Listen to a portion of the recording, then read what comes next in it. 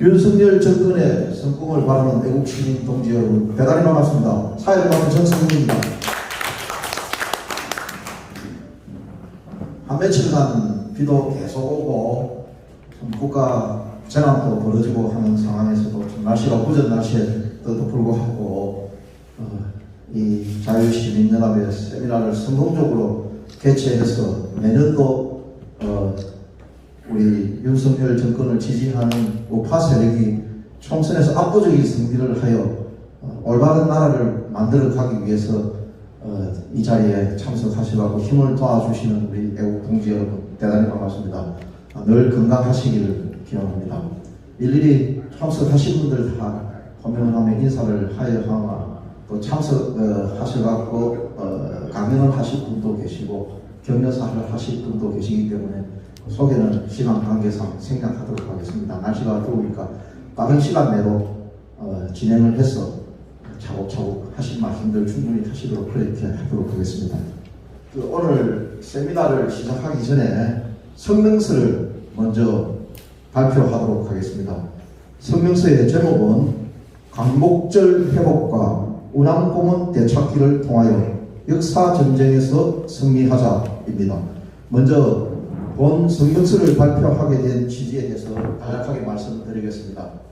제가 이 운암공원 되찾기 운동을 제안을 했습니다. 지난 6월 23일 6차 세미나에서 제가 강연자로 나와가지고 좌파들의 역사지우기라는 내용으로 강연을 하면서 부산 지역에 이승만 대통령이 6.25 전쟁을 피해서 임시정부를 구성해가 있었던 시절부터 시작한 과정에 대해서 간략히 설명을 드리고 일정기 때 용두산 모험이었지만 이승만 대통령이 내려오시고 나서 대한민국을 세워가는 과정에서 남모원으로 이름을 바꿨습니다. 그걸 바꿔갖고 유지가 되던 것이 용두산 모원으로 다시 원래 명칭을 돌아왔습니다. 용두산 공원 이름을 운암공원을 되찾아서 용두산 공원에 운암 이승만 대통령의 동상을 건립하는 것이 역사를 바로잡는 시초가 되지 않을까 하는 생각을 해봅니다. 이승만 대통령은 회를 단신으로 오직 혼자 외교력에 의해서 대한민국이라는 나라를 세운 그야말로 진정한 정벌 전쟁의 지도자가 아닐까 생각합니다. 운암공원 되찾기 운동을 하자는 제가 제안을 했습니다. 그 제안을 우리 자유시민연합의 애국 동지 여러분께서 흔쾌히 받아주셔서 오늘 이 자리에서 그 성명서를 발표하게 된 점에 대해서 대단히 기쁘게 생각하고 자유시민연합의 최태열 대표님과 모든 애국 동지 여러분께 제가 감사의 인사를 올리겠습니다. 대단히 감사합니다. 지금부터 자유시민연합의 최고 지도부의 일원인 배일환 선생님과 김경태 선생님 두 분이서 번갈아서 광복절 회복과 운암공원 되찾기를 통하여 역사전쟁에서 승리하자 하는 내용의 성명서를 발표하도록 하겠습니다. 광복절 회복과 운암공원 되찾기를 통하여 역사전쟁에서 승리하자. 오늘날 대한민국은 좌파와 우파 간의 치열한 이념 전쟁을 치르고 있습니다. 이 싸움에서 우파가 승리하여 우리 아이들이 자유롭고 번영한 세상에서 살 수 있습니다. 이념 전쟁에서 가장 중요한 것이 역사를 바로잡는 일이라 할 것이며, 그러므로 현재의 이념 전쟁은 달리 역사 전쟁이라고 할 수 있을 것입니다. 대한민국의 근현대사에서 좌파들이 만들어 놓은 역사 왜곡이 수없이 많습니다만, 오늘 우리는 광복절의 진정한 의미와 운암공원의 명칭 회복을 추구함으로써 역사 전쟁에서 승리를 가져오고자 합니다. 광복이라는 표현은 원래 독립을 의미하였습니다. 독립이란 한 국가가 배타적인 영토를 가지고 그 주민들에게 절대적인 권력인 주권을 행사할 수 있어야 비로소 승리하는 것이므로, 대한민국의 독립은 1948년 8월 15일에 이루어졌다는 것은 누구도 다툴 수 없는 역사적 진실입니다. 그런데도 광복이 일제로부터의 해방을 의미하는 것으로 잘못 이해되었고, 좌파는 역사회복을 위한 의도를 가지고 우파는 무지한 상태에서 방치함으로써 광복절이 1945년의 해방을 기념하는 날로 인식된 채 오늘에 이르고 있습니다. 광복절은 원래의 의미인 1948년 8월 15일의 건국을 기념하는 날로 바라는 것이 대단히 중요한 과제라 할 것입니다. 왜냐하면 그렇게 되어야 독립운동의 진정한 의미를 바로잡을 수 있기 때문입니다. 그동안 독립운동사는 1945년 해방까지만을 기록하였습니다. 그러나 한민족의 진정한 독립은 1948년 건국으로 비로소 이루어졌으므로 독립운동사는 미 군정기 3년간 좌파와 우파 간의 치열하였던 2년 전쟁도 포함시켜야 하고 한다는 것입니다. 해방 이전의 독립운동사는 이승만 박사의 외교 노선을 제외하면 실제로 내세울 만한 것이 거의 없다고 보아야 하는 것이 역사적 사실입니다. 항일무장투쟁을 하였다고 하는 긴 일성의 업적은 거의 모든 것이 날조된 것이었으며 기타의 독립운동도 보잘것없는 수준이었습니다. 진정한 독립운동은 미 군정기 3년 동안 미국의 좌우 확장 노선과 김일성과 박헌영의 공산혁명 노선에 대항하여 이승만의 자유주의 노선이 승리함으로써 마침내 대한민국이란 위대한 자유의 나라를 건국한 것에 있다고 봐야 합니다. 그렇게 독립운동사를 새로 정립하여야 독립유공자들에 대한 재평가가 가능해질 것입니다. 또한 4.19 이후 부산의 운암공원이 영도산 공원으로 명칭이 변경되어 운암 이승만 대통령의 업적이 가려지게 된 것을 이제는 바로 잡아야 할 것입니다. 이승만 대통령은 미 군정기의 2년 전쟁에서 온갖 역경을 이겨내고 마침내 대한민국이라는 자유의 나라를 건국한 한민족 반만년 역사상 가장 위대한 인물로 추앙되어야 마땅합니다. 건국의 아버지인 그분에 대하여 좌파는 온갖 악의적인 거짓 선동을 일삼으며 오늘날 많은 한국인들의 그분을 잊어버렸거나 잘못 인식하고 있습니다. 이승만 대통령의 업적을 기리는 그분을 기억하면서 오늘날의 2년 전쟁에서 우파가 승리하기 위하여서도 운암공원의 이름을 되찾아야 할 것입니다. 또한 6.25 전쟁 기간 동안 부산이 임시 수도가 되어 공산도당들을 물리칠 수 있는 병창기지로서의 역할을 수행했던 위대한 승리의 역사가 기억되어야 할 것입니다. 이상 같은 인식을 바탕으로 우리는 단지 주장합니다. 모두 자리에서 일어나셔서 뒤에 끝부분을 재창해 주시면 되겠습니다. 하나, 우리는 강복절이 1945년 해방이 아니라 1948년 건국을 기념하는 날이라는 것을 확인한다. 하나, 박민식 국가보훈부 장관은 강복절의 해방이 아니라 건국을 기념하는 날이라는 역사적 자료를 찾아서 대통령에게 보고하고 독립운동사를 다시 기록하여 독립유공자들에 대한 새로운 평가 지침을 작성할 것을 촉구한다. 하나, 윤석열 정부는 2023년 8월 10월 강복절이 제78주년 강복절이 아니라 제75주년 강복절임을 공포하고 국민들에게 그 처지를 널리 알릴 것을 촉구한다. 하나, 안승민 부산광역시의회 의장은 영무산공원을 운암공원으로 민칭을 변경할 것을 의제로 삼아 의결하고 시장하게 집행할 것을 촉구한다. 하나, 박행준 부산광역시장은 윤석열 정권이 이승만 기념관을 건립하기로 할 계획에 발맞춰 영산공원을 운암공원으로 명칭을 변경하고 기념비를 건립할 것을 촉구한다. 하나, 하윤수 부산광역시 교육감은 영산공원을 운암공원으로 명칭을 변경하는 역사적 의의를 시민들과 학생들에게 제대로 알릴 교육 자료를 만들어 배포할 것을 촉구한다. 촉구한다. 2023년 7월 19일 자유시민연합의 불길 애국 시민단체 대표자 일동. 감사합니다. 다음은 성명서 관련해서 진행 상황을 우리 자유시민연합의 최태일 대표님께서 간략히 설명하시도록 하겠습니다. 오늘 날짜로 저희가 성명서를 발표하는 것으로 낭독을 했습니다만 이것을 그냥 성명서 발표에만 끝일 것이 아니라 실제로 이 일을 추진하고 만들어내려고 합니다. 그렇게 되려면 자유시민연합만이 아니고 이 뜻에 동참하는 많은 시민단체가 합세를 해야 될 것으로 생각합니다. 지난번에 연풍 기자가 KBS가 민노총에 장악되어서 편파 방송을 하고 있는 것에 대항해서 KBS 사장 등을 퇴진할 것을 목표로 하는 농성에 들어가면서 저희가 지지하는 집회를 하고 성명서를 발표한 적이 있었습니다.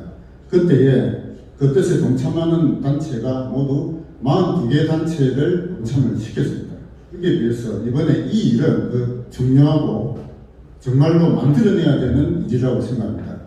광복절이 해방을 기념하는 것이 아니라 사실은 건국을 기념하는 것이다 라는 것만 윤석열 정부에서 그것만이라도 제대로 잡는다면 커다란 하나의 새로운 의표를 만들어낼 수 있을 것이라고 생각합니다. 더구나 그것에 발맞춰서 부산에서 운암공원의 이름을 되찾는 것도 어마어마하게 중요한 역사적 과제라고 생각합니다. 발표는 오늘 날짜로 했습니다만 이 일을 실제로 만들어내려면 제가 신문에 광고를 낼 생각입니다. 광고를 내서 거기에 동참하는 단체들을 이름을 같이 올릴 생각인데요. 지금까지 여기에 동참하겠다는 단체 한 40여 개 정도 단체가 있습니다. 그런데 저는 목표를 한 100개 단체를 모집할 생각입니다. 부산만이 아니라 울산, 경남, 부울경에는 모든 외국 시민단체들이 이 뜻에 동참하는 단체가 한 100개 정도는 되어야 실질적인 힘을 가질 수 있을 것이라고 봅니다. 2명 이상만 모이면 단체가 되지 않습니까?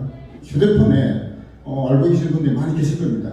적어도 뭐 몇백 명 있을 건데요. 그분들에게 혼자만 아니라 단체 이름을 걸칠 만한 분들에게는 연락을 하셔가지고 그분들이 3, 4, 5 모이면 누구나 문재인 정권은 잘못되고 윤석열 정권은 성공해야 되겠다 이런 생각을 가진 분들이 많이 계실 겁니다.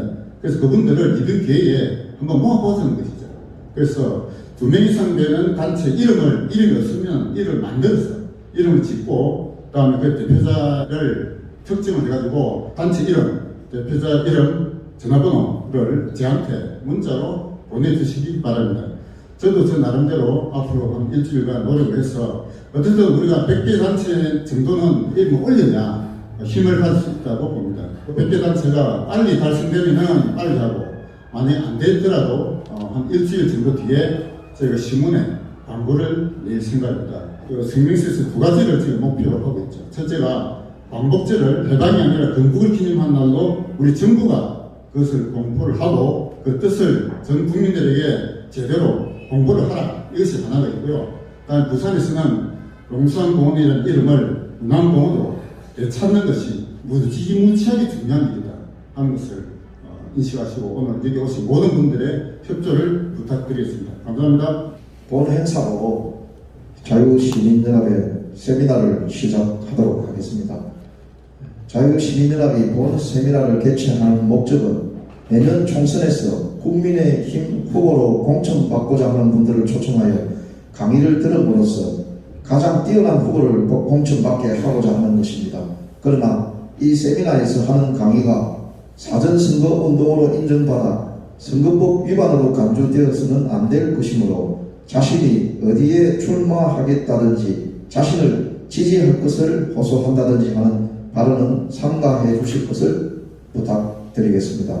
먼저 부산 지역에서 향토 기업가이시면서 주한 카자흐스탄 명예영사직을 맡고 계시면서 부산 엑스포에서 불철주야 노력하고 계시는 부산의 대표적 우파 지도자 중 한 분이신 이상훈 회장님을 모셔서 격려사를 듣도록 하겠습니다. 저보다는 훨씬 자유민주주의, 시장주의에 관심을 가지고 정말로 아무 대가 없이 이렇게 모이셔서 머리를 맞대고 어떤 그 노력을 하시는 여러분들 앞에 제가 감히 뭐 특별히 어떤 말씀을 드릴까 다 아시는 사실이니까. 근데 제가 하나 이거 동지의 입장에서 몇 가지 제 소회를 말씀을 드리도록 하겠습니다. 좌측에 있는 사람들의 어떤 그 글들이나 말들이 정말 정상유수입니다. 그 조국의 그 휘날리는 흰머리와 그 커피잔을 들고 그 좋은 말 하던 그 사람의 그 입과 글과 행동에서 어땠습니까? 정말로 보통 사람도 할 수 없는 그런 파렴치한 어떤 그 결과들이 나타나지 않습니까? 그리고 국가를 경영하겠다고 나선 감히 말이지, 그 이모 지금 대표, 참 그 사람을 대표로 따르는 이 어떤 이 국가가, 그분 그 사이고 이것저것 안 떠나서 지도력이나 이런 거 뭐 머리가 지력이나 이런 거 지도력이나 떠나서 개인으로서 그 가지는 저 뭡니까? 격이랄까?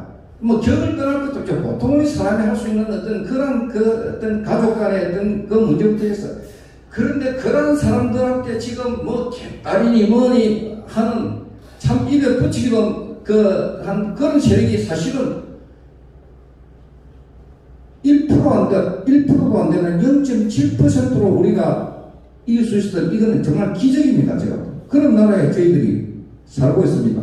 나라가 기울 때마다 그 희망을 주는 지도자가 등장을 했는데, 뭐 예를 들자면 박정희 대통령 같은 경우도 마찬가지겠죠. 물론 사람이라는 게 공가도 있고 사나이라는 거는 또 뜻앞에 자기가 숨길 때도 있고 결연히 나설 때도 있는데, 그런 쪽에서 박정희 대통령이라는 분은 참말로 남자로서 멋있는 남자였고, 또 대한민국으로 봐서는 이렇든 저렇든 그런 훌륭한 분이 슈퍼스타가 개성같이 나타났던 거죠. 제가 윤석열 정부한테 정말로 기대 걸고 있는 것은 법을 바로 세워라. 나는 당신한테 딴 거 바라는 거 없다. 법 하나만 법대로 하는 것.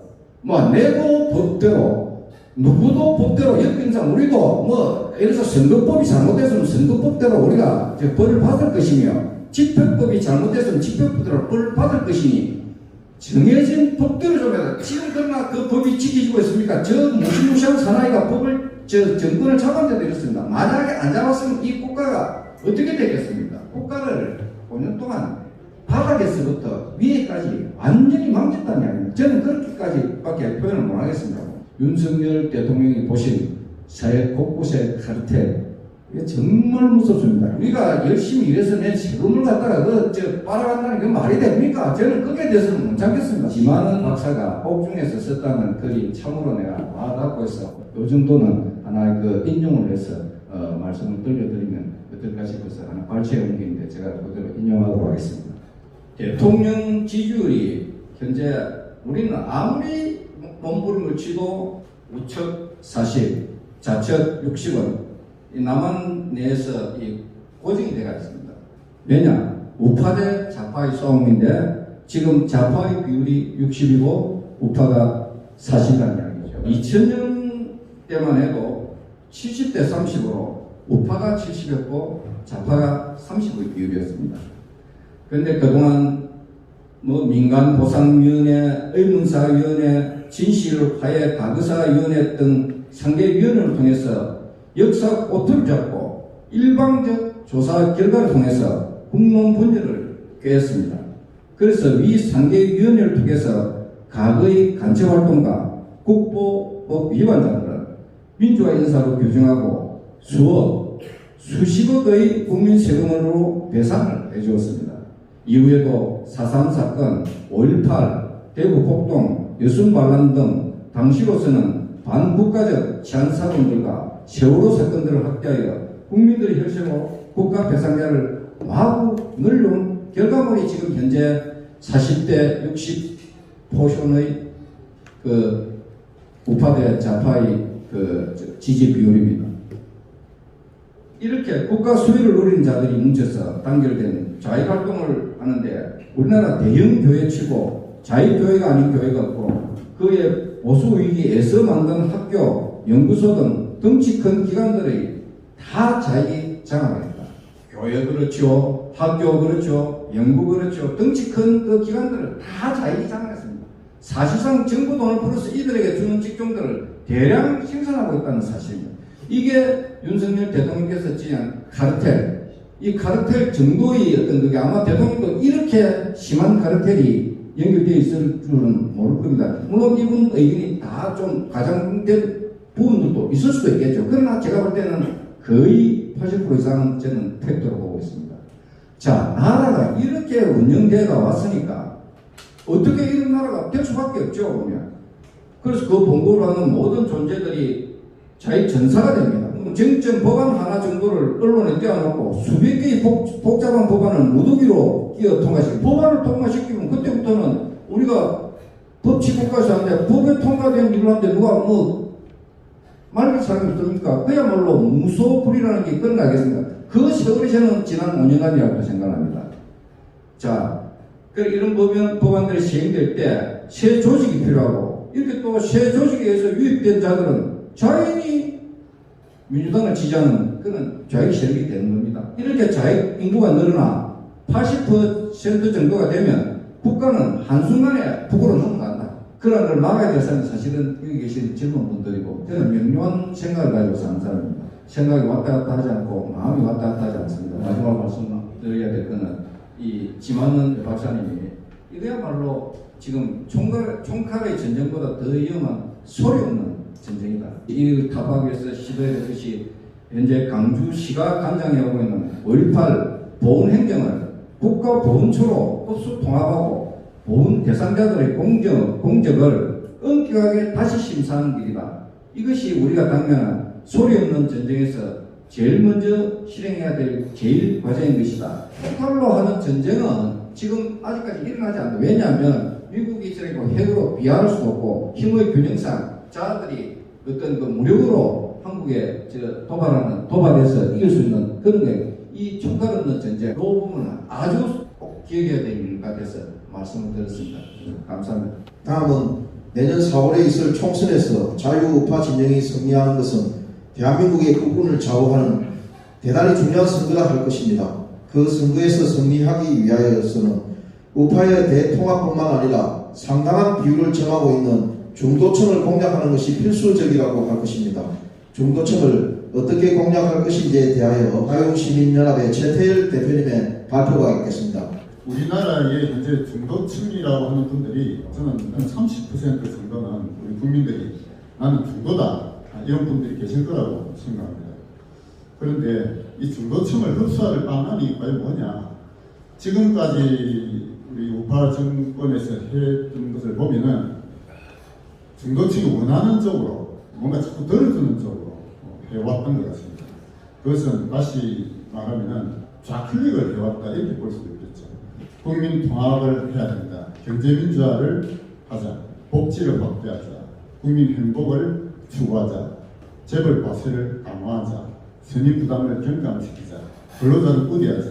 이런 모든 것들이 사실 중도층이 요구하는 것을 들어주는 방향으로 좌클릭을 했다. 저는 그렇게 보고 있습니다. 근데 과연 그런 방향이 맞느냐? 저는 근본적으로 방향이 잘못됐다라고 주장하고자 합니다. 우리가 중도라고 하는 분들이 어떤 존재들인가를 먼저 인식을 할 필요가 있다고 생각합니다. 어떤 그러든 간에 나름대로 확실한 신념을 가진 분들은 나는 좌파다 혹은 우파다 이런 얘기를 할 수 있죠. 그런데 중도라고 하는 분들에게 과연 그분이 믿고 있는 신념이 있느냐? 제가 볼 때는 99%는 없다고 생각해요.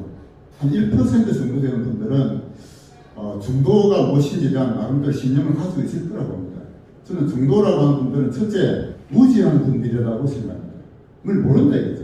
제대로 공부를 해서 알면은 좌파든 우파든 주장하겠지만 어떤 것이 옳은 가치인지 난 잘 모른다는 분들이 대부분 중도라고 생각합니다.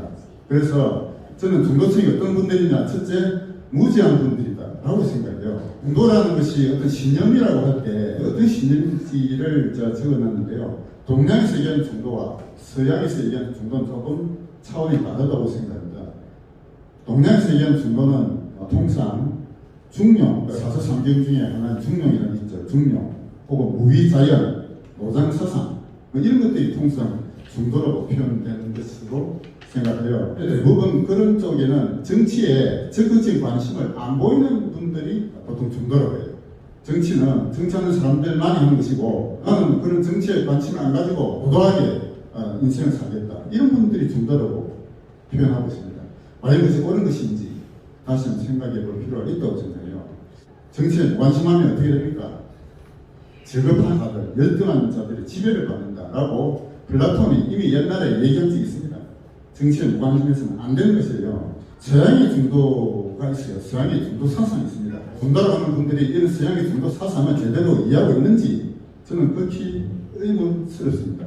대부분 분들이 모른다 이거죠. 무지하다라고 저는 보고 있는데요. 우파에도 중도라는 게 있고요. 좌파에도 중도라는 게 있습니다. 우파의 중도가 뭐냐? 저희 자본주의에 대한 수정 자본주의라는 게 있어요. 누가 주창했느냐? 케인즈가 주창한 사상입니다.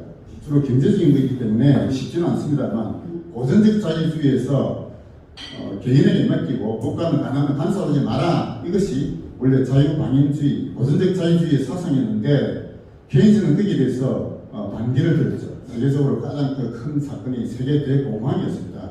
세계 대공황에 대한 진단을 케인즈는 좌파와 유사하게 진단을 했어요.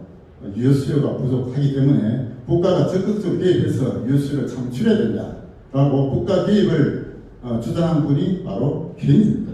그래서 케인즈는 과거의 자본주의가 국가는 가능하면은 개입하지 말아라 하는 어떤 고전적 자본주의에서 새로운 수정 자본주의로 전환됐다 해가지고 그거를 케인즈 혁명이라고까지 역사적으로 이름 붙이고 있습니다.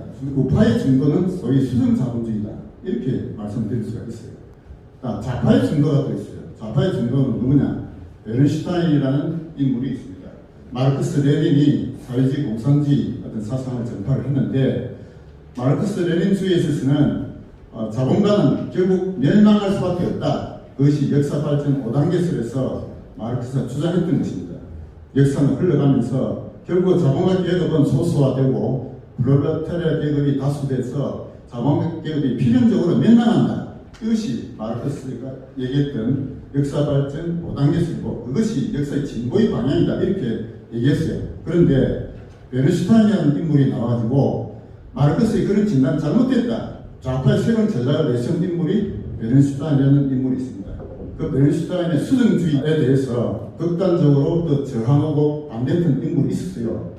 룩셈베르크라는 인물이 있었는데요. 룩셈베르크 내지 레닌도 그런 좌파의 수정주의가 잘못됐다라고 했는데 결과적으로 세계사의 흐름을 보면은 극단적인 사회주의 공산주의는 다 멸망했죠. 그런데 베른슈타인이 주장했던 좌파의 수정주의가 서유럽에서 받아들인 겁니다. 지금 서유럽의 사회주의 정부들은 다 베른슈타인의 수정주의를 다 채택한 그런 정당들이에요. 우리가 중도라고 했을 때 과연 케인즈 식의 수정자본주의 또 베른슈타인의 좌파의 수정주의 이런 것이 사상으로 이해하고 학습하고 그것을 자신의 신념으로까지 주장하는 분들이 과연 얼마나 있느냐 이거죠. 제가 볼 때는 중도로 주장하는 분들의 거의 1%도 안 됩니다. 99%의 중도로 한 분들은 그런 공부를 한 분들이 아니에요. 그래서 첫째 중도층은 무지하다라고 저는 말씀드리고자 합니다. 두 번째 중도는 비겁하다고 생각합니다. 달리 말해서 기회주의적 처신을 하고 있다. 이런 분들이 중도예요. 그러니까 그때그때의 시류에 따라서 얼마든지 투표 성향이 바뀌는 분들이에요.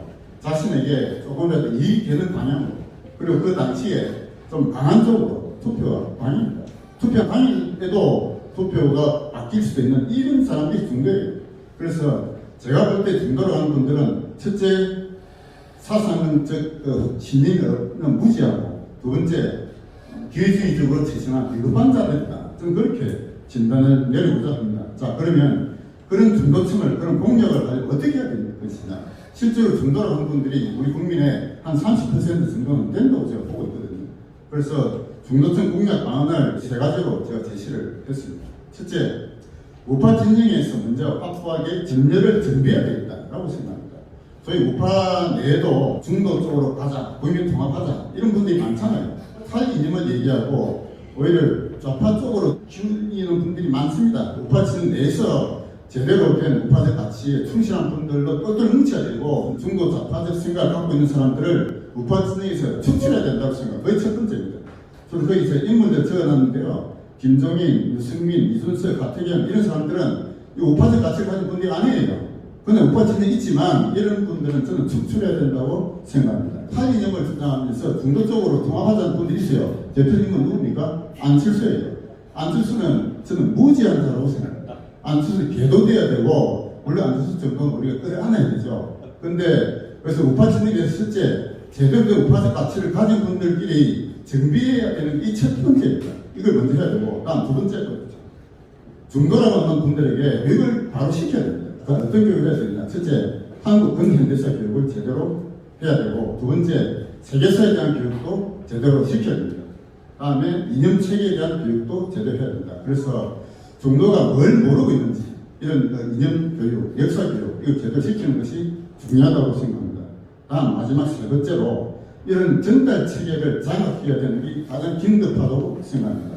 이런 우파적 가치에 대한 제대로 된 학습을 하고 이걸 전달하고 가르쳐야 되는데 그걸 누가 할 거냐? 전달 매체가 중요한데 첫째 방송이 가장 중요합니다. 방송, KBS, MBC 뭐 이런 방송들이 중요하고요. 신문, 그다음에 유튜브, 그다음에 저술, 교재나 이런 팜플렛 이게 굉장히 중요하죠. 그래서 제가 밑에 세 가지를 적어놨는데요.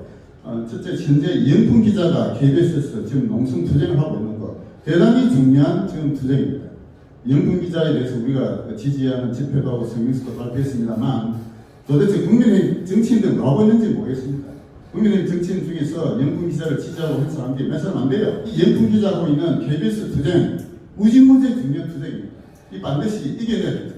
자, 다음 두 번째 보세요. 최근에 이지성이라는 작가가 쓴 이 1만 킬로미터라는 책이 나온 지가 얼마 안 됐습니다. 탈북자들이 북한을 탈출해서 대한민국의 품에 올 때까지 걸리는 여정, 그 1만 킬로미터다. 어마어마하게 둘러 목숨을 걸고 탈북을 했는데 이 탈북자들을 도와주는 슈퍼맨이라는 목사님이 있어요. 이지성 작가가 그 슈퍼맨과 함께 탈북자들을 도와주는 걸 보면서 슈퍼맨이라는 목사를 드러내고 인물을 알리고 사진을 내고 하면은 북한으로부터 목숨을 위협받기 때문에 그분을 직접 내지는 못하고 이지성 작가가 직접 겪은 것을 몇 형식으로 쓴 책입니다. 그래서 이지성 작가라는 이 젊은 친구가 어떤 일을 하고 있냐면은 교과서가 역사를 왜곡하고 좌파적 역사관으로 가득 차 있기 때문에 교과서에 필적하는 우파적 역사를 제대로 교육을 시키는 저서를 만들려고 하고 있답니다. 우리나라 현재 출판계에서는 도저히 할 수 없기 때문에 하버드와 미국의 유수한 대학의 분위를 빌려가지고 그쪽에서 역으로 우리나라에 어떤 수입을 하고자 하는 그런 일을 지금 이지성 작가가 하고 있다고 제가 들었습니다. 대단히 중요한 역할을 하고 있다 이렇게 생각합니다. 그리고 마지막으로 우리가 하고 있는 이 일, 우리 자유시민연합이 하는 세미나, 자유시민연합이 하고 있는 세미나가 저는 대단히 중요한 역할을 하고 있다고 생각합니다. 이 세미나를 통해서 국민의힘에 공천받고자 하는 예비 후보들의 자질을 우리 시민들이 직접 검증을 하고 여기서 우리 만들어진 가치를 확산시키는 것 대단히 중요한 일이라고 생각합니다. 처음에 했던 그 성명서, 광복절과 원안공원 되찾기 이런 역사를 발전하는 일들을 우리 모두 함께 힘을 모아서 해야 되는데 오늘 여기 모인 이분들만이 아니라 부산을 비롯해서 울산, 경남, 불경에서 모든 우파단체들 다 통합을 해서 일을 만들어내려고 우리 주변에 있는 중도라고 하는 분들에게 올바른 역사를 가르쳐야 된다고 생각합니다. 맞습니다. 지금부터 연사를 모셔서 강의를 듣도록 하겠습니다. 강의는 가급적 15분 이내로 해주실 것을 부탁드리겠습니다. 먼저 젊은 피를 수행하겠습니다. 바른청년연합의 번역팀장으로 있는 박형준 군을 연단으로 모시겠습니다. 그동안 우파운동은 60대 이후의 나이든 실버 세대가 주도를 하였습니다. 그런데 실버 세대만으로는 미래를 담보할 수 없으므로 청년들의 자발적인 참여가 절실하다고 할 것입니다. 바른청년연합은 2030 청년들이 학습을 중심으로 대한민국을 미래를 자유롭고 번영된 나라로 만들고자 부산을 중심으로 자발적으로 모인 청년단체입니다. 현재 부산대 철학과 4학년에 재학하고 있는 박형준 대학생은 바른청년연합의 번역팀장을 맡고 있습니다. 강의할 제목은 번역, 세계의 시각을 지어주다입니다. 저는 부산대 학부생으로 있고 현재 바른청년연합에서 번역팀장으로 일을 맡고 있는 박형준이라고 합니다. 저희 바른청년연합에서 하고 있는 주요 사업 중 하나인 번역에 대해서 발표를 하고 사실 번역이 뭐 색다른 것도 아니고 국가 간의 교류가 있다면은 항상 있는 거에 번역인데 뭐가 이렇게 거창한 이런 시각이 있을 수도 있겠는데요. 오늘 제목에서 사실 중요한 것은 번역도 아니고 세계의 시각은 약간 중요하고 제일 중요한 것은 이 쥐어주다라는 단어거든요. 그래서 부제목으로 미디어 시장 속 쥐어주는 번역의 힘 이렇게 해서 발표를 해보겠습니다. 이제 흔히 번역하면 떠올릴 수 있는 콘텐츠가 책, 뭐 영화, 뭐 다큐나 휴대폰 앱, 요새는 프로그램 이런 것들이 많이 나오고요. 말씀드렸다시피 언어가 이제 다르다. 그러면은 필연적으로 요구되는 게 번역이고, 그래서 항상 있을 수밖에 없다. 이 글로벌 시대 그런 말씀을 드리고 싶은데 이런 것들이 어떠냐면은 통상적인 번역물들은 시간이 오래 걸려요. 그러니까 정제된 콘텐츠로 항상 전달이 되고 수익성, 수요가 없으면 전달이 되지 않습니다. 그래서 예를 들어서 책 하나를 번역한다고 하면 이 책을 내가 이 국가에 꼭 팔아야겠다 이런 게 있거나 아니면 해당 국가에서 이런 책은 팔면은 수익성이 있겠다 이런 판단이 있지 않고서야 번역이 이루어지지 않습니다. 특히 어떤 짧은 영상, 짧은 글 이런 것들은 직접 찾아야 되는 게 현실이고요. 그래서 이런 것들을 저희가 직접 전달하기 위한 노력이 필요하다. 이런 필요성을 가지고 저희가 지금 번역 사업을 하고 있는 거죠. 여기 나와 있는 것들은 지금 저희 바른청년연합에서 운영하고 있는 바른말 옳은말이라는 채널 유튜브 페이지고요. 여기 있는 콘텐츠들은 이제 화면이 작아서 안 보이지만 100만 회, 30만 회, 44만 회 이런 식으로 조회수가 좀 잘 나온 것도 있는데 다 1분 이내로 굉장히 정보 전달적이고 우파의 가치를 잘 전달하는 그런 내용들을 담은 영상입니다. 오늘 제가 준비한 거 하나를 보겠습니다.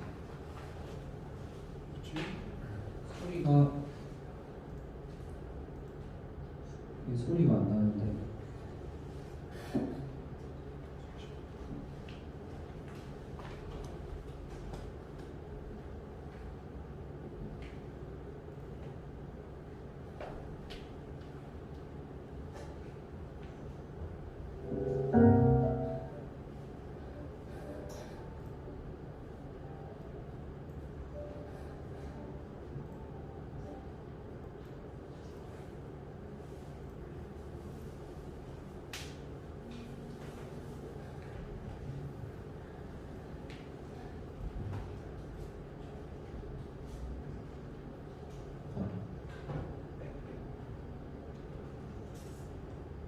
Why would you have children? Like, that's a stupid question. It's like, well, what else are you going to do? You know, I mean, there aren't that many things that make up your life. And intimate relationships, that's 20% of your life, or 30% of your life. Children, that's 20% of your life. Now, you can get away with neither of those, but you better have a walloping career or a tremendous aptitude at something creative and remarkable. And maybe you can do that. Maybe that'd be enough for you, but I've seen that unidimensionality work out well very, very, very, very, very rarely. So, and you have children because you'll never have the opportunity in your life to have as high quality relationship with anyone as you could potentially have with your child. So you're going to forego that? Well, you can, but what's left for you then? 네, 해당 영상 같은 경우는 저희 채널에서도 조회수가 좀 잘 나온 30만 회 정도 기록한 영상인데요. 우리나라의 전출산 문제에 대해서 어떤 제도적인 변화나 이런 게 필요하다는 문제의식이 다들 있지만 제일 중요한 것은 첫 번째로 아이를 가질 필요가 없다는 생각, 그다음에 결혼조차 할 필요 없다는 생각, 그런 생각들의 설득이 먼저 젊은 층에 이루어져야 되는데 그런 것들에 대한 어떤 설득, 토론과 같은 것들에 대한 수요는 실제로 많지 않습니다. 문제의식은 있지만 이제 조회수가 이렇게 나오는 걸 보면은 문제의식이 있고 이런 것들에 동의는 하지만 이런 영상이나 이런 콘텐츠가 필요하다 이런 생각이 없는 것이죠. 네. 그래서 다음 영상도 한번 보겠습니다. Let's talk about feminism. Are you a feminist? No, not as it's currently defined, certainly not. No. Well, in any other definition? Well, I think that anybody who doesn't think that the competitive landscape should be opened up for equality of opportunity is not thinking. And so everyone's interests are better served if people have as equal access to opportunity to display their talents and to manifest their talents in the world as possible. So in that sense, certainly. But feminism now, as far, and this is why it's so deeply unpopular, a very small minority of women in the UK identify as feminists. And the reason for that is it's primarily become an ideological weapon. 네, 이 영상 같은 경우는 페미니즘 비판의 영상인데요. 한국에서 이제 페미니즘 하면은 물론 최근에는 담론들이 많이 등장하긴 했습니다만 사실 사회주의적인 발상, 좌파적인 발상과 맞닿아 있다는 것이 평론이고 그런 것들에 대한 생각이 사실 일반 대중들한테는 잘 알려져 있지 않은 게 사실입니다. 그래서 이제 20대 남성 같은 경우는 페미니즘은 남성 혐오보다 또 친화적인 쪽은 여성 인권 신장의 일을 합니다. 이렇게만 얘기하죠. 이게 이념적으로 사상적으로 어떻게 돼 있는지에 대해서는 그런 스피커가 많이 없습니다. 그래서 오늘 방금 이제 나온 영상에서 나온 조던 피터슨이나 이제 벤 샤피로 이제 미국의 보수 정치 평론가들 이런 인플루언서들 석학들과 같은 인물이 한국에 크게 떠오르는 게 없다. 그래서 하지만 지금 이런 인물들이 유튜브나 이런 인터넷을 통해서 각광을 받고 있고 이런 인물들의 말들을 통해서 저희가 정말 알려야 되는 것들에 대해서 전달하고자 하는 그런 노력을 진행하면서 이렇게 바른말, 옳은말 채널을 운영하고 있습니다. 그래서 말씀드린 것처럼 저희가 이제 기존통상 번역물들이 시간이 좀 들고 그다음에 시시각각으로 일어나는 문제들에 대해서 바로 전달하기에는 시간이 좀 들고 그다음에 일정한 수요나 그런 게 있어야 되는데 그런 게 없는 아주 짧은 영상들, 짧은 토론들 이런 것들에 대해서는 사실 저희가 직접 찾아서 전달하고 이러는 방법밖에 없습니다. 그래서 제가 소제목을 쥐어주는 번역이다 이렇게 지었고요. 그래서 저희 번역 작업을 저는 발번역이라고 하고 싶습니다. 흔히 말하는 발번역은 이제 번역이 완전 잘못된 경우에 발로 했냐 이러면서 발번역 이렇게 말하는데 저희는 그런 뜻이 아니고 발로 뛰는 번역입니다. 저희가 어디에서 수주를 받아가지고 돈을 받고 뭐 그렇게 하는 작업, 비즈니스적, 사업적인 그런 게 아니라 이런 말들은 정말 한국에 필요하겠다. 이런 말들은 정말 대한민국을 깨우고 설득하는 데 필요하겠다 싶은 그런 바른 말, 옳은 말들을 청년들이 지금 찾아서 번역하고 그런 데 자부심을 느끼고 있고 또 열심히 일하고 있습니다.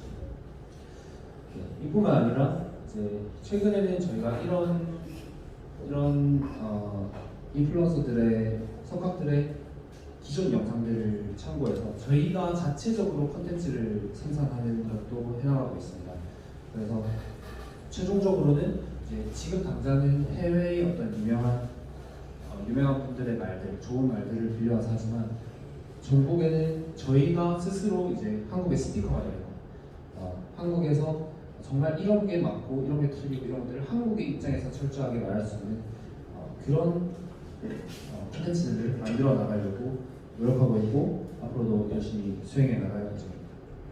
그래서 저희가 말씀드린 것처럼 정말 열심으로 하고 있고 지금 여기 사용하고 있는 센터나 이런 것도 다 헌신하고 있는 청년들에 대한 후원과 응원으로 이루어지고 있습니다. 그래서 혹시나 응원하고 싶다, 오늘 발표를 들으시고 응원하고 싶다고 생각이 드시는 분들은 여기 있는 걸 참고해 주시고 뒤에 후원 신청서도 있기 때문에 그런 걸 한번 참고해 주셔서 응원해 주시면 저희가 대한민국에 정말 바르고 옳은 말을 전달하는 데 큰 힘이 될 것 같습니다. 네. 오늘 발표는 여기까지 하겠습니다. 감사합니다.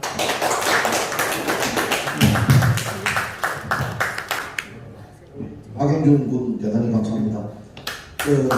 우익적 콘텐츠를 좀 만들어 갖고 배포를 해야 되는데 실질적으로 우익 운동을 하고 계시는 우리 동지님들은 좀 연세가 많습니다. 이런 콘텐츠를 만들 수도 없고 좀 이용하기 어렵습니다. 그렇다면 우리 대학생들이 이렇게 활동하고 있으면 적극적인 후원으로서 좀 우리 대표님 말씀하셨던 그런 교육을 할 수 있는 그 계기가 되었으면 합니다.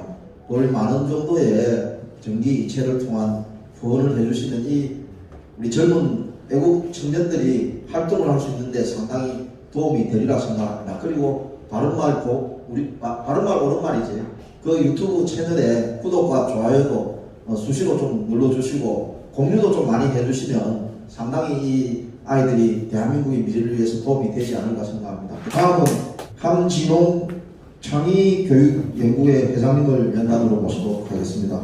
함진홍 선생님은 중등학교의 미술교사로 30년 넘게 근무하시면서 학생들의 자율과 창의성을 높이기 위한 현장 교육에 전념하신 후 2018년 부산시 교육감 선거에 출마한 경력을 가지고 계십니다.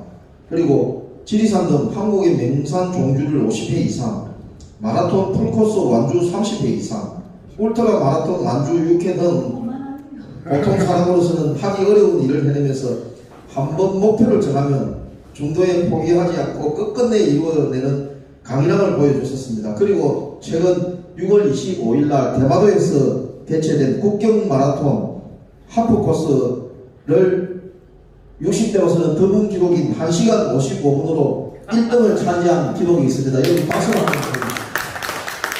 그리고 자정적 저서인 함진홍의 교무수첩 33권이라는 책을 저술하였는데 현재는 창의교육연구회라는 단체를 이끌고 계십니다. 강의할 제목은 청소년 마약과 학교 폭력입니다. 제목부터가 조금 자극적이긴 합니다만은 바늘구멍이 제 방을 허물 수 있듯이 아주 이 작은 부분이지만 국가의 존립마저 이 흔들 수 있는 중요한 부분이라고 저는 생각을 합니다.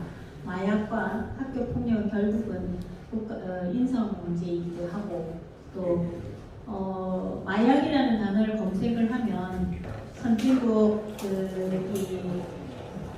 이미 중독된 좀비들이 도시 곳곳에서 운비한 모습들을 쉽게 볼 수가 있습니다. 그리고 청소년들이 마약을 구입하는 데는 불과 5분밖에 걸리지 않습니다. 인터넷 검색으로 익명으로 해서 마약 구입 자체도 엄청나게 이렇게 용이하게 되어 있습니다. 제목이 청소년 마약 중독과 학교 폭력 실태 보완을 촉구합니다. 청소년 마약 중독과 학교 폭력은 이대로 방치할 수도 없고 해결하게 되는 이 시기에 난도심이 단죄가 되었습니다. 시중에 떠도는 마약이라는 단어가 이게 어느 날 갑자기 일상으로 파고 들어와서 판단력까지 혼란스럽게 하고 있고 심지어 마약 김밥, 마약 커피 왜 이런 접두어가 붙었는지도 혼란스러울 정도로 이 단어가 횡행을 하고 있는데 결국 이 단어가 뭔가 위험하다는 것보다는 호기심 내지는 기분 좋게 해주는 그런 긍정적인 의미로 쓰이는 것이 아닐까 할 정도로 착각이 될 정도거든요.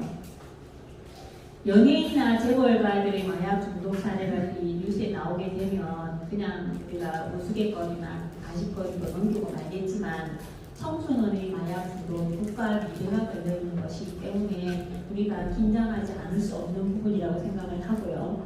학교 폭력도 우리 사회로 노출되어 있지 않지만 현장에서는 매우 심각합니다. 아이들의 언어의 80%가 욕입니다. 처음부터 끝까지 지읒자와 쌍비읍자가 없으면 욕이 언어가 안 될 정도로 아이들의 언어 습관도 굉장히 포악하고 극렬해져 가고 있거든요. 이런 데서 오는 부적응 아이들의 왕따와 힘없는 아이들이 어두운 곳에서 울어야만 하는 그런 이 상담 선생님들의 고충도 말 못할 현실입니다. 외모에 집중해서 아이들이 극심한 그런 다이어트 여학생들 그리고 흡연, 담배를 피워야만 이게 다이어트가 된다는 여학생들의 흡연, 그다음에 마약이 사실은 처음에 잠을 쫓게 하거나 또는 다이어트용으로 처음에 손을 들기 시작한다는 거죠. 그게 이제 결국 중독에까지 이게 되는데요. 그렇게 되는 데는 이유가 있습니다.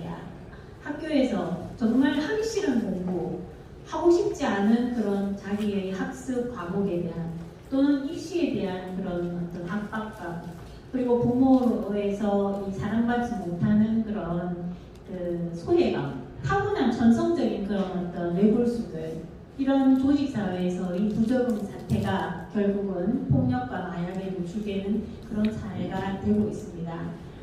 그저 권력이면 해결 안 되는 게 없고 돈이면 만사를 다 쥐락펴락할 수 있고 예쁘고 잘생겨야 대접받고 대출을 해서라도 해외여행을 가고 골프를 치고 그렇게 성형을 하면서까지도 남에게 잘 보이고 싶어하는 자본주의 극렬한 그런 병폐 현상이 학교 현장에서 그대로 지금 나타나고 있습니다.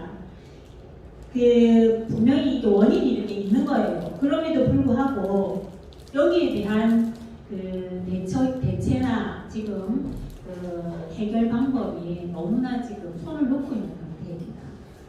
사실은 제가 처음에 80년대에 교직에 몸담았을 때는 학급 정원이 80명씩 되었거든요. 그때 학급에서 교사에게 반항을 하거나 수업을 방해하는 아이들은 한두 명이 거의 불과했습니다. 그리고 그런 아이들은 처리하기도 그렇게 힘들지 않았어요. 하지만 지금 학급 정원이 20명입니다. 20명 중에 교사 수업을 듣는 학생들은 겨우 한 5명 정도 될까 말까. 나머지는 자기네들끼리 이야기하고 교사를 비아냥거리고 성적 그런 어떤 비하 발언을 한 등등 교실 현장은 처참하기 이를 데가 없습니다. 거기에다가 그 좌파 정권의 학생 인권주의 주장 이거로 인하여 교사가 학생들에게 아무것도 교권이라고는 없습니다. 아이들에게 무슨 말만 했다 하면 그거를 반드시 꼬투리를 잡고 갑니다. 어떤 식으로든 꼬투리를 잡고 갑니다. 인권 운운하면서. 그리고 교실 청소나 학교에서 휴지 줍는 것조차도 학생들에게 강요할 수도 없고 부탁할 수도 없습니다. 그렇게 길러진 아이들이 과연 나중에 사회에 나와서 공동체 생활에서 어떤 역할을 할 수 있겠으며 어떤 인성을 가지고 사회생활을 할 수 있겠느냐는 데는 분명히 답이 뻔한 겁니다. 왜 학교에서 그렇게 조직사회에서 규칙을 지켜야 되고 그런 서열이 교사와 학생 간의 학습권과 수업권이 보장되어야 하는지에 대한 필연적인 이유를 아이들에게 가르쳐야만 우리 사회가 앞으로 저는 가능하다고 생각을 하거든요. 이게 보수 교육의 사실은 정체성이기도 합니다. 공교육이 이렇게 가서는 제대로 안 된다고 기성세대가 뼈저리게 사실은 공감을 해야 되고요. 사교육 그 카르텔 지금 아까도 말씀하셨지만은 이거 무너뜨려야 됩니다. 전교조의 그 학교에서의 활동이나 이 상황을 보면 정말 이 역사와 우리의 가치관, 국가관마저도 다 흔들어버리거든요. 그래서 그런 어떤 교육 현장에서마저의 그런 카르텔을 우리가 척결하지 않으면 아이들에게 우리 미래를 제대로 보장받을 수 없다는 그런 불안감마저 들고 있습니다. 아이들 학교를 그냥 졸업장을 따기 위한 하나의 과정으로 여기지 공교육에 대한 뭔가 필요성 내지는 그 가치를 아이들이 별로 인정을 안 하고 있다는 거죠. 왜 이렇게 되었는가는 좌파 정권에서는 폐해라고 명백하게 주장할 수 있습니다. 그래서 현재 대한민국 학교 교육에서 현실적으로 이걸 해소해 줄 수도 없는 입시 제도, 교육 과정, 학사 일정 이런 것 등이 이렇게밖에 갈 수 없다는 것은 현장에 계시지 않는 분들에게는 이게 잘 피부에 와닿지 않는 말씀일 겁니다만은 이 제도적 보완과 사회적 공감을 반드시 합쳐서 시정되어야 되고 고쳐야 되는 역할을 저는 어떤 식으로든 앞으로 해야 된다고 저는 생각을 합니다. 제 입장에서도 마찬가지고 여기 계신 분들께도 제가 당부를 드리는데 어떠한 역할이든 우리 공교육을 바로 세우고 사회의 어떤 제대로 된 이념을 바로잡는 데 역할을 해주시기를 부탁을 드리겠습니다. 12년의 공교육을 받은 대한민국의 아이들이 그야말로 줄 세우기 교육으로 지금 사실은 일관되어 왔고요. 그런 그 성공의 요건이 한 사람이라도 더 뒤로 물리쳐야 된다는 그런 줄 세우식 교육, 이런 구조의 틀을 혐오하고 비판하면서도 아무것도 할 수도 없고 하지도 않고 있습니다. 4차 산업혁명, AI 또는 챗봇을 교실로 도입하고 하고자 하면서도 교실도 교사도 학생도 사회도 시설도 준비는 안 돼 있습니다. 주장은 하면서도 분명 인지하고 있다면 교실부터 바로잡아야 되고 교실에 바로잡으려면 사실은 교사도 바로잡아야 됩니다. 교사가 먼저 깨어나야 됩니다. 분명히 인식하건데 아이들을 탓하기 전에 교사부터 먼저 저는 바로잡아야 된다고 생각을 하고요. 그렇게 교사가 바로잡히지 않는 이상 학생들 바로 절대 못 잡습니다. 저는 교사들도 재교육 시켜야 되고요. 안 되면 퇴출시켜야 된다고 생각합니다. 청소년 마약 사범을 척결하는 데 어떤 대안을 갖고 있는지 모르지만 중독이 치료되는 데는 시작하는 데 걸릴 시간은 몇 배가 더 소요가 됩니다.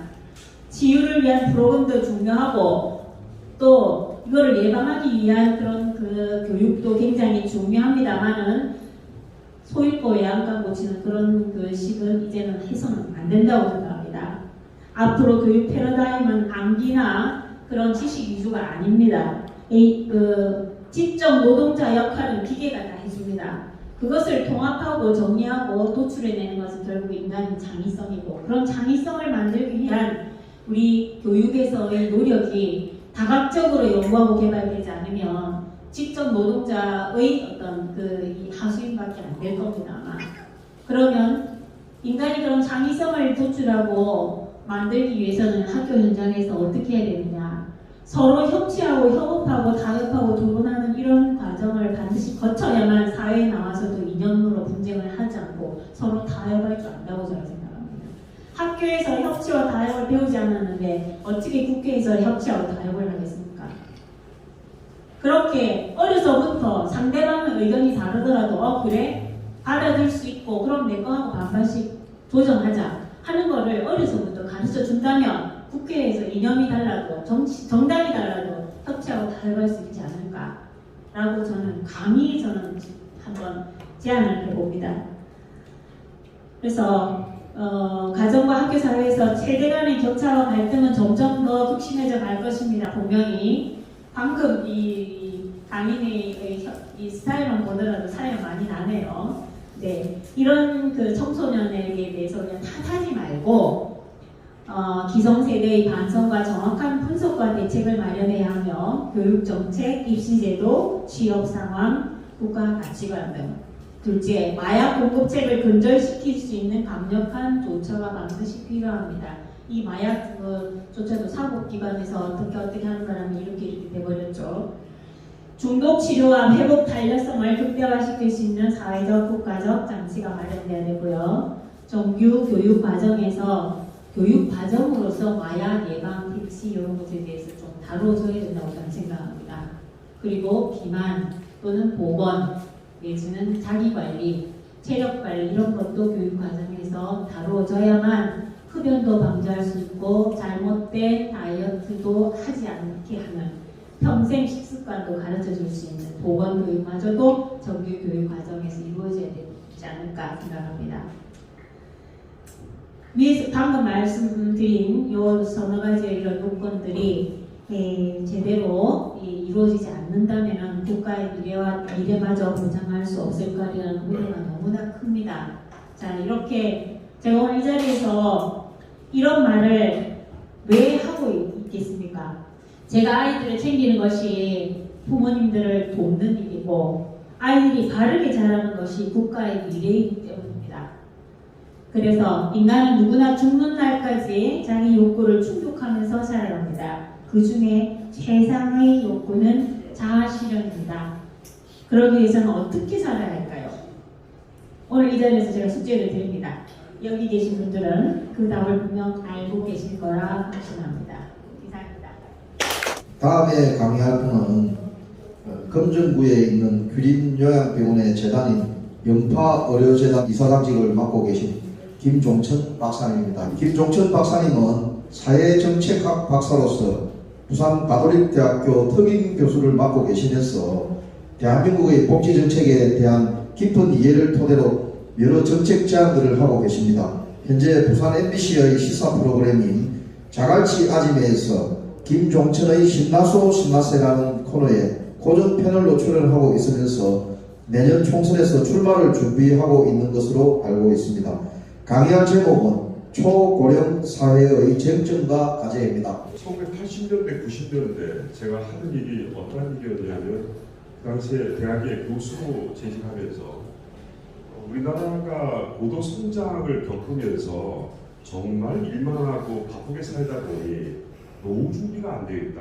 그래서 1960년대, 70년대 열심히 일하는 우리 선배님들께서 노후의 안정적인 생활을 하기 위해서는 뭐가 필요하냐 해서 사회보장 제도가 나름대로 기반이 인프라가 조성돼야 된다고 해서 대한민국이 1970년대부터 80년대, 90년대까지 사회보장 제도 인프라를 구축해 나갔었습니다. 근데 그때만 하더라도 혹시 기억하시는지 모르겠습니다만 우리나라 의료보장 제도가 처음에 보험제도가 도입될 때 남북 아마 정상회담을 뭔가 그 회담을 앞두고 우리나라가 이념적으로 좀 더 우월하다는 걸 보여야 되는데 북쪽에서 훨씬 뭐 건강보험이나 이런 것을 잘 해놓은 걸 보고 급조한 것이 우리나라의 의료보험이었습니다. 그때는 사실 이념적인 어떤 우월성을 보이기 위한 제도적 기반을 마련하는 것이 우리 보수의 역할이었고 국가의 역할이었습니다. 현재 저희 국내적으로 보면 좌파라고 하는 이런 세력에 의해서 대한민국을 부정하고 역사를 왜곡하고 이런 부분들이 우리 지금까지 대한민국의 평생 헌신해왔던 선배님들이나 지금 반대에 계신 많은 정말 지도자분들의 막 속을 끓게 하고 정말 머리를 팽 돌게 할 정도의 이런 현상을 가지고 있습니다만 더 넓게 본다면 이건 이념의 논쟁은 저는 아니라고 생각합니다. 실제로 저희는 지금 어떤 세상에 살고 있냐면 경제력과 군사력의 어떤 두 가지 기준에 의해서 생존하느냐 생존하지 못하느냐라는 시점에 와 있다고 저는 생각합니다. 국내적으로는 어떤 좌파의 지나친 좌쪽에 치우친 사람들로 인해서 저희가 여러 가지 어려움도 겪고 정권의 문제도 위협받고 있고 하지만 이러한 상황을 저희가 정확하게 인식을 해야 되지 않나라고 생각합니다. 저는 사회복지 정책 학자로서 사회복지를 한다면 많은 분들이 좀 좌파다라고 생각하십니다. 복지라는 것은 좌파, 우파의 문제가 아닙니다. 평생 열심히 일할 수 있는 노동력이 확보될 때 일을 해서 퇴직을 하고 난 이후에 노후를 보장받는 그 준비를 하는 것이 복지정책이고 사회보장제도입니다. 저는 이 군사력과 경제력이 지금 대한민국을 지탱하고 있고 뒷받침하고 있고 앞으로 미래를 나름대로 약속해 줄 수 있는 틀이라고 생각합니다. 근데 이 세계적인 어떤 수준의 대한민국의 군사력과 경제력을 지속해 나가려면 국가가 소멸하면 안 되지 않습니까? 근데 지금 대한민국은 1980년 이후부터 인구 대체율이라고 해서 그 국가가 존속하기 위해서는 일정한 인구가 유지되어야 되는데 1980년대 저희가 합계 출산율이 2.0이었습니다. 그러니까 대체 출산율이 2.0이야만이 그 국가가 인구가 보존된다는 건데 그 이후부터 계속 지금 출산율이 떨어져서 올해는 작년에 0.78이었는데요. 올해 예상치는 0.73으로 예상하고 있습니다. 이대로 가다면 뭐 좌파고 우파고 어떤 싸움할 상대도 없어지고요. 대한민국이라는 미래가 있을 수가 없게 되는 겁니다. 그래서 제가 작년 연말부터 자갈치 아침매라는 MBC 채널을 통해서 나가서 현재 저희가 무엇을 해야 되는가, 좌파하고 싸우는 것도 중요하지만 싸우는 것은 싸우더라도 우파가 해야 될 일을 놓쳐서는 안 된다는 차원에서 저출산 문제와 초고령 사회에 대한 문제를 쟁점화하고 많은 국민들과 소통을 해야 되겠다고 생각을 했습니다. 인구의 문제는 어느 날 갑자기 해결할 수 있는 문제가 아닙니다. 대한민국의 지금 인구가 줄어드는 것은요, 1980년 이후부터 지금 40년간 지속적으로 줄어들고 있는데 대안이 없다는 것입니다. 저출산이 왜 그러느냐? 사교육 문제와 주택 문제라고 저는 보고 있습니다.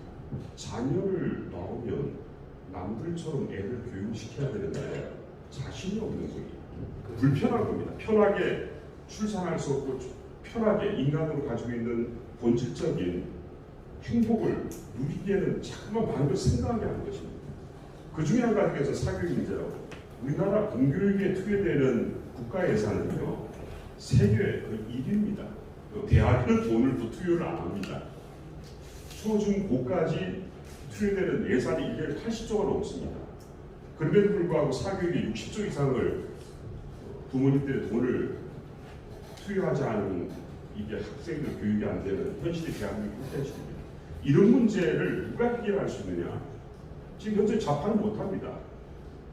저희 보수가 해야 된다. 저는 어떤 그게 꼭 보수와 우파가 해야 된다기보다는 노블리스 오블리주 차원에서 그래도 가진 자가 여유 있는 자가 이 사회를 이끌어가는 리더가 이 문제에 앞장서서 이 문제 해결에 나서야 된다고 생각합니다.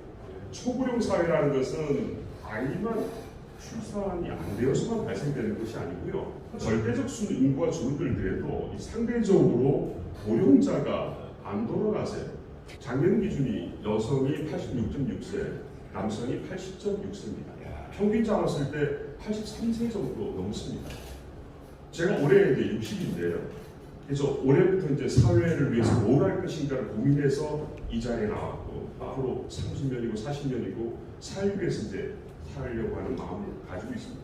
지금까지는 제 스스로 제 발전을 위해서 했다면 나름대로 제가 받았던 혜택을 또 사회를 위해서 뭘 할 것인가에 대해서 발견하고 할 수 있는 역량을 다 발휘하는 것이 우리 우파가 자유주의를 지향하는 자유민주주의와 헌법을 지키고자 하는 저희의 소명이 아닌가 생각됩니다. 그래서 구체적으로 봤을 때 주장도 중요하지만 많은 분들과 소통이 되지 않으면요 모여서 막 우리끼리 주장한다고 되는 문제가 아니라고 생각합니다. 생각봐도 우리 한국 사회는 소통을 해야 됩니다. 뭐 해야 된답니다. 주장은 하지만 실제로 그런 자리가 별로 없습니다. 부산만 하더라도 부산일보나 국제신문에 언론사의 강당에 지속적인 공청회라든지 토론회가 없다라는 데 저는 문제의식이 있다고 생각합니다. 8, 90년대 동사무소에서 직원들이 하는 역할은요. 기초생활수급자라고 하는 소위 생활이 어려운 사람이 전 국민의 5.8% 안쪽이었습니다. 그분들만을 위한 복지 서비스를 했었고요. 나머지 이제 서류를 떼는 민원 서비스를 했습니다. 지금 동사무소나 주민센터를 가보시면요. 주민의 30%를 대상으로 하는 복지 서비스를 하고 있습니다. 이걸 과연 이념적 논쟁으로 이걸 줄여야 된다 말아야 된다 하는 시점은 아닌 것 같습니다. 노령연금, 노령금, 기초연금을 든다든지 각종 복지 서비스를 주는데 뭔가 좀 잘못된 부분도 분명히 있다고 생각합니다. 손을 봐야 될 부분도 있습니다만 그만큼 우리가 누려야 될, 또 챙겨야 될 부분들이 대한민국 경제 발전에 이바지하셨던 지금 기성세대분들을 위한 복지 제도가 많이 아직까지 펼쳐져야 되거든요. 돈을 어떤 서비스를 늘려나가고 효율적으로 어떻게 하면 지출하고 집행하느냐의 문제지 이걸 이념적 논리에서 해야 된다 말아야 된다는 것보다는 저는 일본의 사례를 좀 타산지적으로 살고 싶은데요. 일본이 7, 80년대 경제적인 호황을 누리고 있을 때 공공지출, 퍼블릭 스펜디처라는 공공지출에 대한 이 부분에 대해 상당히 소홀히 했습니다. 그때 일본이 여유있게 공공지출 부분에 대해서 사회보장제도나 이 부분에 대해서 많은 적극적인 투자를 했다면 지금 현재 일본이 겪고 있는 초고령 사회 문제를 겪지 않았을 것이라는 많은 전문가들이 지적하고 있습니다. 대한민국은 그 시점에 와 있습니다. 영국, 미국은 정년이 없습니다. 미국에 정년이 있다고 하시는 분도 계신데 그것은 특수지계는 있습니다. 경찰이나 소방은 이 체력이 돼야만이 응급에 대처할 수 있기 때문에 대한민국에 가장 먼저 해결돼야 될 문제가 정년이 없어져야 됩니다. 그건 본인의 건강나이에 의해서 일을 할 수 있고 못하는 것의 문제지. 왜냐하면 60세 정년에서 수십 년간 연금을 받을 수 있도록 한다고 누가 돈을 낼 겁니까? 본인이 냈던 돈을 그 이상으로 처음에 제도를 계획했던 것보다 그 이상으로 부담을 해야 되는데 부담할 사람이 없다는 데 문제가 있습니다. 정년연장을 비롯해서 연금도 함께 계획을 해야 됩니다. 대한민국으로도 매년 평균 수명이 향상되고 있거든요. 그럼 이거 빨리 제도적인 개혁을 우리 보수에서 나서서 해야 되고요. 제가 출신 고등학교 동창회장으로서 학교를 가보면요. 교실이라고 애들 막 자고 있는 거예요. 뭐지 이게? 깨우지 못해. 그렇다고 말씀하시대요. 이게 무슨 교육인가 할 만큼 분명히 계획이 필요하고요. 이런 부분을 과연 누가 할 수 있을까? 지금 현 윤석열 대통령께서 가능하다고 생각합니다. 지수가 낮다고 하지만 이런 정신을 가지신 이 지금 정부가 계속 이 정신을 잊지 말고 지속해 나가서 공교육을 정상화시켜야 되고 연금제도도 개혁해야 되고 노동부 개혁도 해야만이. 출산을 안 하는 이유가 여성들이 많이 배워서 직장을 다니지 못하는데 그 말도 안 되는 이야기입니다. 스웨덴이나 서구유럽 보면요, 출산율이 오히려 직장을 다니고 사회 참여한 여성이 높습니다. 그 여성들이 편하게 직장과 육아를 편하게 경험할 수 있도록 하는 사회적 기반 환경이 갖춰지지 못해서 발생되는 문제지 여성의 탓은 아닙니다. 정말 저희가 앞으로 해야 될 일들이 많아서 이 부분에 대해서 저는 사회정책 전문가로서 기고도 하고 방송도 나가서 소통하고 있습니다. 다문화 사회가 이미 곧 저희 한국 사회가 될 것 같습니다. 인구의 5%를 넘었으면 다문화 사회라고 보는데 저희 4%대 초반인데 지금 거의 다 와 있거든요. 그럼 그냥 오게끔 할 것이 아니라 아주 좋은 양질의 외국인들을 받아들여서 한국 사회 경제도 활성화시키고 협력해 나가요. 경제적인 여건이 좋은 나라로 외국인이 오는 것은 막을 수가 없습니다. 약자를 써서 yes라고 그러더라고요. Y라는 것은 젊은 사람 중심으로, E라는 것은 교육을 받은 사람들을 우대하고, S는 기능직, 전문 기술직을 가진 사람 중심으로 이민을 받아들인다는 그 사회의 지속 발전 가능성에 대해서 나름대로 뒷받침을 해준다라고 합니다. 실제로 미국과 캐나다와 호주는 출산율이 1.5 이렇게밖에 되지 않습니다. 대체 출산율이 되지 않음에도 불구하고 그 사회의 지속 발전 가능한 것은 이민 인구가 지속적으로 있기 때문에 그 사회의 경제를 뒷받침해 주는 것입니다. 그래서 저는 오늘 좀 시각을 좀 바꿔주셨으면 좋겠습니다. 좌파와 우파의 대결적 국면보다는 좌파가 하지 않는 일을 우리만이 할 수 있다는 생각으로 우리가 노블리스 오블리스 사회에서 대한민국이 겪고 있는 이 경제적인 문제, 군사력의 문제를 경제를 갖기 위해서는 지속 발전 가능한 대한민국을 만들기 위해서 사회보장제도를 위한 다수의 사회 문제를 함께 해결해 나가야 되지 않나라고 생각합니다. 오늘 말씀 여기까지 드립니다. 감사합니다. 마지막으로 강의하실 분은 김해에서 지금 오신 조혜룡 장로님입니다. 조혜룡 장로님은 심리상담학 박사로서 국제중앙신학원 교수직을 10여 년간 맡으셨습니다. 장로님은 20여 년의 군생활을 하시면서 대부분을 정보계통에서 복무하셨고 현재는 김해에서 우파진영의 통합과 승리를 위하여 힘차게 활동을 하고 계십니다. 강의할 제목은 지도자로서의 국회의원의 자질입니다. 군생활 한 20년 동안 하시고 집에서 아내 목회를 한 30년 했습니다. 40년 전에 제가 대위 때인데요. 병사들을 데리고 400~500명을 집합을 시켜서 안보 강연을 수차례 들은 바 있습니다. 그 안보 강사께서 하신 말씀이 그 당시에 대한민국의 정교조가 앞으로 대한민국에 어떻게 영향을 미칠 것이라는 섬뜩한 얘기를 40년 전에 저는 들었습니다. 그때 당시에 강사께서 하신 말씀이 지금 현재 대한민국 현상을 그대로 40년 전에 들었거든요. 우리나라 국회의원으로서는 우리나라의 대표자로서 대한민국의 국가가 역사관, 전문성 또는 미래 통찰력 또 우리나라의 조직 관리의 합리성 등을 갖추는 것이 국회의원의 덕목이 아니겠느냐. 사회 각 분야의 전문가가 많지만은 국회의원이 된다는 것은 우리나라의 어떤 정책을 이끌어 나갈 수 있는 제도권에 있는 사람으로서 중요한 역할을 한다고 생각됩니다. 국회에 들어가서는 자기 전문성을 살리되 이 나라, 이 조직에 기여할 수 있는 합리적인 리더십을 가져야 되지 않겠느냐. 그렇다면 우리나라의 국가관, 우리나라의 역사관이 바로 서 있지 않으면 흔들리지 않겠느냐. 우리나라는 휴전국입니다. 이 망각해서는 안 됩니다. 일본이나 호주라든지 뉴질랜드, 영국이라든지 그런 나라에서는 그 나라의 입지 조건과 환경에 따라서 다소 이념이 다른 공산국가 주사파도 있을 수 있다고 생각합니다. 그러나 우리나라는 아직까지 허용하면 안 된다고 생각합니다. 왜? 그거 두었다가는 아마 국가적인 어떤 손실, 에너지 낭비, 기업, 기회, 비용 등등 엄청난 손실이 있습니다. 좀 더 대한민국이 더 발전되거나 또는 통일된 다음에는 개인 성향에 따라서 공산주의도 있을 수 있다고 생각됩니다. 그러나 대한민국에서만큼은 우리가 있는 현실을 망각해서 즉 휴전이 아닌 상태에서 하는 것처럼은 해서는 곤란하지 않습니다. 종북 주사파 이념이 다른 집단이 호시탐탐 대한민국 뒤집어 엎으려고 했지 않습니까? 그런 가운데서 우리가 지금 살고 있습니다. 넥타이 매고 있습니다. 정말 힘있게 살아왔습니다.